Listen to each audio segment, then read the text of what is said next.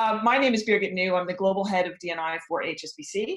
And by way of background, I'm sure you're all broadly familiar with the 30% Club and the work that it's been doing over the past 10 years to help companies try and improve female representation in senior leadership.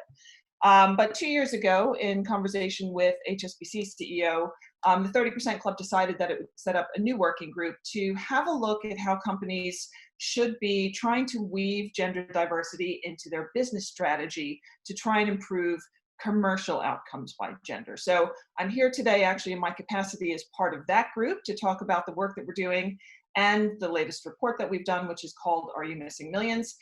We think this is a really exciting and frankly really important direction for the gender agenda moving forward. So I'm just going to move my slides forward here. Here we go. What do I mean when I say commercial outcomes by gender? So I'm talking about things like how products and services are designed, how we interact with customers, who our suppliers are, how we engage with investors, regulators, and our communities more broadly as well. And what's the size of the challenge around this? Well, I'll let you decide for yourself just how much some of these stats might worry you. In the most recent Bloomberg Gender Equality Index, when they released the index, they released some stats that showed that of the 325 companies that are included on the index, who are the top companies on gender, only 70% of those companies actually track their retail customer base by gender. 57% track customer satisfaction by gender. Only 47% are tracking retention of female customers, and only 48% of them have a supplier diversity program that's including women-owned businesses. There's a lot more of that kind of data on their website if you want to have a look, but those are some really compelling stats about some of the things that we might be leaving on the table in terms of opportunity. So when we were putting together the working group that is focused on this report, we kept it to a small number of companies who are already active in D&I, companies like Unilever, Vodafone, Diageo, GSK, PwC, all big names in this space. But as we were sitting around the table sharing what we were doing, we quickly found out that we'd all really made assumptions that everything that we're doing in the HR space to change representation and educate our colleagues around D&I, we thought that somehow that was automatically leading to everybody putting a gender lens on business practices. And what we found was that there were some pockets of great activity in each one of our organizations. All of us were still pretty far under that we were hoping to see. So just like when the 30% Club first started publishing its research around best practices around talent and HR about 10 years ago, we decided that we would do the same to help companies be much more deliberate in how they address these commercial opportunities for gender. Now, as we started working on that, we also had a few other aha moments along the way. Caroline Criado Perez's book, which I'm sure most of you are familiar with, Invisible Women, that was published last spring. When we saw that, we got really excited about that because it highlights a lot of the problems that our work is trying to solve. So we want to make sure that companies don't make the mistakes that lead to the kind of examples that Caroline cites in the book. We also looked really closely at how companies are addressing things like climate change, because that too requires this kind of enterprise-wide approach. And we think that companies, if they look at what they've done in that space already, they can adopt some of the same practices as they're starting to think about this for gender diversity. And we're also really clear that obviously we're doing this under the 30% Club umbrella, thinking about this for gender, but the absolute same thinking needs to apply for other diversity strands as well. And interestingly, I think gender has something to learn from the disability space if we look at things like accessibility standards, which are already trying to help companies improve what they do for people with disabilities. So with all of this in the mix, in November of last year, we launched our report at the London Stock Exchange. We had the CEOs from Unilever, WPP, Vodafone, HSBC's private bank, chairs from PwC, and MasterCard on stage, all sharing their views around this. And I know that many of you are people who run events. You know how hard it is just to get one CEO to show up and talk about something. The fact that we had all of those people on stage actually wanting to share their views on this, talking about how important this is a real testament to, you know, what they think it is that we need to be focusing on going forward. I will also say that, again, this was November. This was all pre-COVID. We're obviously very far away from understanding all of the implications on net just yet, but as we've heard already this morning, we're seeing lots and lots of news about gendered impacts around what's going on. So I think this work is probably way more important than it even was 6 months ago to ensure that we are really intentional in terms of how we get more balanced outcomes as we're designing. We have the opportunity now to design for whatever the new normal is. So in the chat function, please, whilst I'm going through some of the examples from the report, I'd ask you to please comment, just because I think it'd be really interesting for us to get a sense of all the people on this call. Are your organizations already addressing commercial, gender, or broader D&I opportunities? Do you see this already happening? Or is your gender focus in your organization really still just around female representation across your employee base? So really interested to hear and see anything that you have to say about that, if you can share that with all panelists and attendees. So I'm going to have a quick walk through some of the examples in the report. So the first one might be one of the easiest ones to get your head around, is from Unilever. So Unilever was doing some research. They found out that over 40% of the women that they talked to were saying, I do not relate at all to the women I see in advertising. Why is this important for an organization like Unilever? Well, 70% of the people that are making decisions to buy Unilever brands are women. Right, so it's not just the case about being the right thing to do about driving gender equality. There's a super strong economic case around this too. So back in 2015, they did lots and lots of research around this to understand what's going on. Some of the things that they found out were that there was a huge disconnect between the way, you know, people see themselves and how they see themselves reflected on screen and in advertising. Very importantly, this is not just about stereotypes for women. This is also about how do you challenge harmful stereotypes for men, and really think about strengthening representation for everybody. So what did they do? In 2017, they joined forces with UN Women. They launched the Unstereotype Alliance. They brought the whole industry together to look at how you can take advertising and help change perceptions to reflect more realistic, unstereotypical portrayals of both women and men. What has this resulted in for them? Again, they didn't just do it because it was an interesting or the right thing to do. The stats said 37% more brand impact from those unstereotyped ads, right? 28% uplift in purchase intent. That translates to real money. This is important for business. So one example there from Unilever. Another one here is from Vodafone. Now, Vodafone recognized that about 200 million women do not have the benefits of mobile phone ownership, right? 200 million. So they set themselves a target to connect an additional 50 million women in emerging markets by 2025. They know that owning a mobile phone is critical, right? Think about the importance of your phones right now with what's going on. It enables women to communicate. It enables you to find out what's going on. It enables you to run a business from a mobile phone. So this is super, super important. What's happened so far? They've connected 20 million women of their 50 million target already. They're also launching a number of different services in alignment with this. So they launched one called Saki in India, which has location alerts that can be sent to contacts in case of emergency. They've already had millions of women there subscribe to that. In South Africa, they launched a mobile service for expectant parents with healthcare information. Not only have they improved access to that healthcare information with over 1 million women signing up to that already in the first 10 months, they're also seeing a corresponding increase in loyalty and spend. Again, really important. You're ticking boxes all across the way of the benefits of doing these kinds of things and looking at what you're doing from a gendered approach.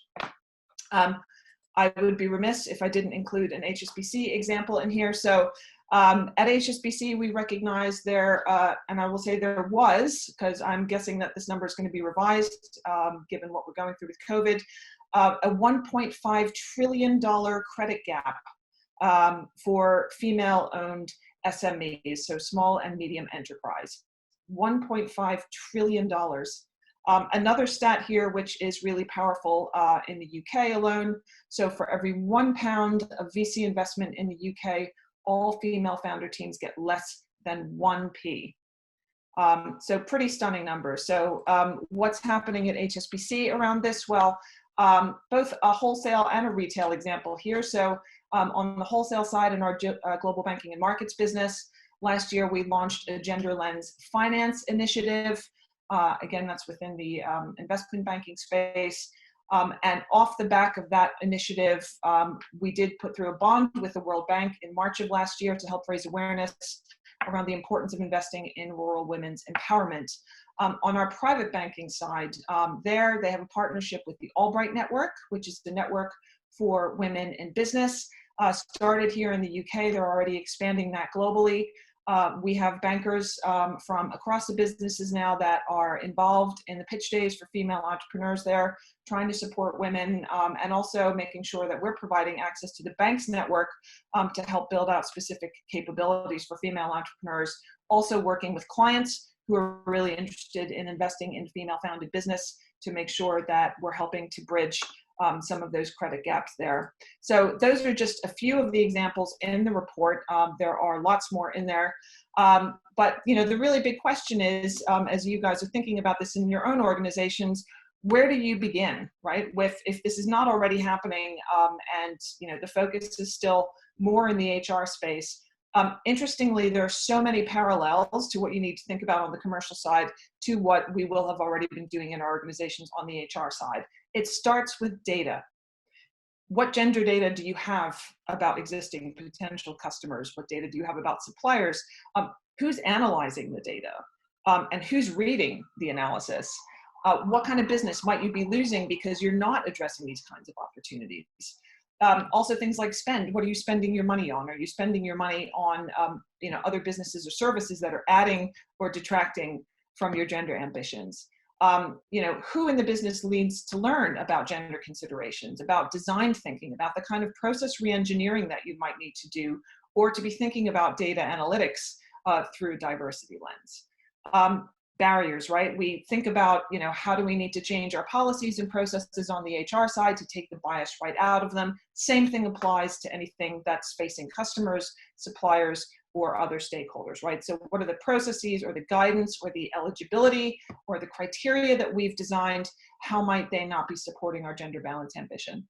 And finally, a point around buy-in, right? So who do you need to talk to across your organization to make sure that people are starting to see this as part of doing business, not just a D&I initiative, but this is just about having a sustainable organization and driving some of the right outcomes that we saw from some of those examples as well. In the report, there is also a very simple kind of maturity framework. So to start thinking about, what are you doing now? What does foundational, so just getting started look like versus, as you kind of move through and you're taking more advanced steps, what might a leading organization look like in this space? Now, we think this is really just the beginning for most organizations starting to work on this. But one of the things that we're doing within our working group right now is actually trying to build out this framework so that we can think about what are the different actions that typical functions in business areas will need to be taking as we start to progress this across organizations. So to give everybody more of a sort of handrail about what is it that I actually need to do. We know we get that question from our business leaders all the time of saying, I'm really willing to engage in the diversity agenda, but I'm not sure what I need to do. So we are working on, again, building this out, and watch the space. We'll have more to share on that likely next year. So, what's the role of networks in all of this? And you'll know I'm a very firm believer in the power of networks in driving change in organizations.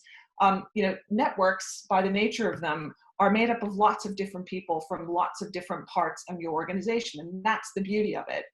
So I'd ask you to, please have a read of the report. Please share that across your network, engage with people, and think about can you identify the opportunities that can really deliver real value, right? So there's lots of different things that you could do. What are the few things that you might want to try and see how far you get to sort of enable you to see some success and go on to the next thing. You can also just think about, helping your organization understand where you are now. So if you look at yourself, against that kind of framework, are you in the foundational point? Do you want to flag that maybe to some of your business heads or your executive sponsors for your network to talk to them about highlighting, this is where you are now and where is it that you'd like to go as an organization? And how can you work with the different stakeholders across your different business areas to turn that kind of ambition into action, most importantly? One of the great things that we've learned from being a part of this working group with these other organizations, very much outside of our sector as well, is that collaboration, as always, to help accelerate change is super, super important. We have learned so much from HSBC, from these other sectors that have tried different things. There's always a read across where maybe we're not in exactly the same business, but I can always see a way to kind of apply that sort of thinking to some of the things that we're doing in my organization. So collaboration, ongoing discussion around this is really important. And again, as a network, you're in a really unique position to try and support that more enterprise-wide buy-in to what it is that needs to happen next. So I think networks are really key to making sure that we start to drive more progress around this. So I hope that's given you quite a bit to think about. I know that Vanessa and team will be sharing these slides afterwards. There are links to the report that are included on the slides. It's also available to get from the 30% Club website. Again, I hope that you will read the report, share it with your networks, talk about what you might be able to do. There'll be more to come on this again, so please do follow the 30% Club on social media. We're also very happy to come and do more talks about this. If you do have other opportunities for us, please do feel free to reach out directly to me or to the 30% Club, and across our working group, we will certainly see how we can help. We also have content about this report and more of the case studies on the learning platform Hive. So if you are on Hive, please do join our group there and for more engagement and discussion around all of this. And I am going to stop sharing the slides at the moment. And I can see that we have a number of comments about this. So really interesting to see the different things that you guys are working on. Some of the things, again, client-facing firms might be more focused on this if clients are your bread and butter and you're already more customer-focused. But again, I think lots more to talk about on this. So Vanessa, any more Q&A, any other comments from you, or should I hand it off to our next speaker? Hi, Birgit. I think, there's some really interesting comments in the chat group that we will copy and you can take away, because I think it's be quite interesting for the 30% Club to see what a current live period, like what's going on within organisations. I think these comments, it's good to see that some of them already, some of these, like our member companies, have this lens on already. So just thank you for sharing that with us. I've posted the link into the chat group so that people can see it, and we've also posted it onto the Twitter account. Birgit, I don't know if you want to have a quick look across some of the comments that were coming in. If there are any kind of questions you'd like to ask of any of those individuals? No, I think this is just interesting to see. We know, from we're having discussions around this with lots of different types of organizations, and we have yet to find anybody that is in that kind of leading organization space where they've absolutely ticked every box. And especially with multinationals, a lot of what we're finding is that there might be initiatives, great things going on in one country, or sort of aim towards one stakeholder group. Like, maybe they're fantastic at supplier diversity, but we're not seeing this come through in more of the customer activity, or vice versa. So, I think the challenge for us to think, right the way across our organizations, how do we start to embed this? And, what do we need to do to try and drive those conversations, or, even understand what's going on? Because I think, going back to that initial point, fixing the representation alone doesn't fix everything else. So I think we just need to be really clear that, they're kind of separate actions, and the nature of the fact that you have to be deliberate about all of it. You have to be deliberate about fixing the representation problems, and you have to be deliberate in how you're thinking about this with customers, suppliers, and other stakeholder groups as well. So I really appreciate everybody in the chat sharing, some of their insights and where they are organizationally. And again, I'm really looking forward to seeing, as more conversations are thinking again, not only about gender, but, what does this mean for LGBT? What does this mean for disability? Is there more that we can do for some of these other groups? And also, if we fix this for gender, how many of those things are going to be a direct read across, or where do you need to do something different for other groups as well? So I think it'll be trying to find those opportunities that fix it for everybody, some of the quick wins around this as we're trying to move forward.